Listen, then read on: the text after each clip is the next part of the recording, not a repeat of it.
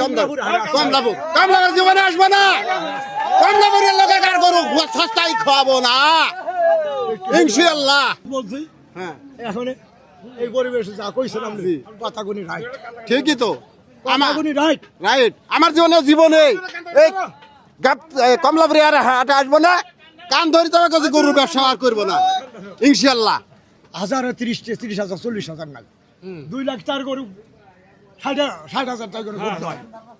আমাকে মাথা সেকশন থাকে না। যদি দেশের বাড়ি হইতো মাথা ভাড়াবাড়ি হয়ে যেত। লাভ লাভ কেলাবাদ